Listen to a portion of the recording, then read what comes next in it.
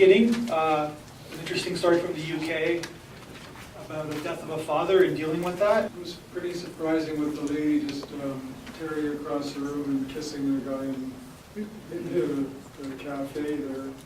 Yeah, I guess it's a story about somebody needing to feel something before she has to face her father's death, right? I actually didn't get the movie. I saw it, right? Okay. I didn't understand it. But then I spoke to my girlfriend and she told me what it was, and then it sunk in and I thought it was really beautiful. I mean, we get these all the time, you know. Sometimes we don't know how to deal with these things in life. So, I mean, I completely empathize with the girl, but I got it a little later. It's an interesting film about, like, because it's a total drama, but it's also a mystery in a way, because you got to piece the film together in the end, and you got to like kind of match all the dots together, and the reason why her motives were her motives. Along those lines, actually, one of the things I really liked about that film was the way the narrative was kind of thread together. Like it kind of wove itself together nicely with a little bit of flashback and repeating certain scenes to kind of piece together the mystery. And I wasn't necessarily excited by the revelation at the end that it was that her father had died, but it was at least satisfying because there was a mystery leading up to it. Yeah, in a way, we want, as an audience, we want to not to know what happens next. We want to be surprised about the filmmaker giving us a story that we didn't expect to happen. And for me, that happened for me. I'm sure, as this gentleman has said the same thing. Well, I just appreciated the way the director told the story. I found it very similar to like a Michael Mann film. Had a lot of focus pulls, it had some shaky camera work, it had these awkward angles, the cuts were strange, but they were intimate. Like it had a very nice feeling to it, visceral almost, you know, it was like a raw feeling. I really appreciated that. Yeah, it was almost kind of like a documentary style in a sense, like very raw, but there was a really kind of proper tone that got us emotionally engaged. You're odd.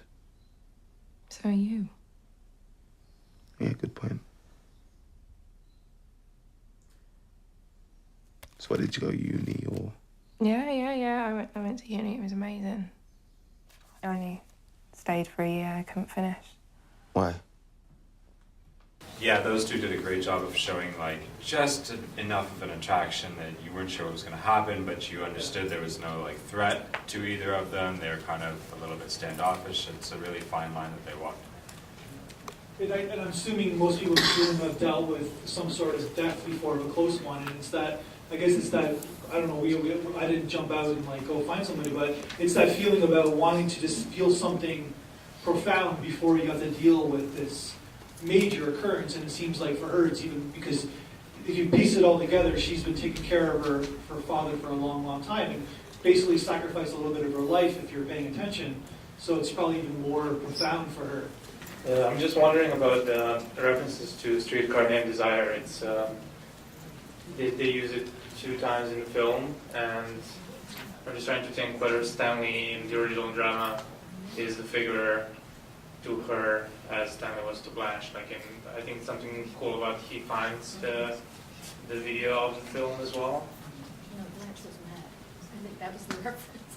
Yeah, I don't know. I'm just trying to think why they have. You mean thematically wise? I thought it was Whoopi Goldberg that she was identified with Sister Act 2, but yeah, I just felt personally that was just a reference of him, because it didn't show the story in a linear fashion. So as you hear the story, you later find out that he saw the tape and therefore made up the story about his name and the thing based on the fact that he saw the tape in the house.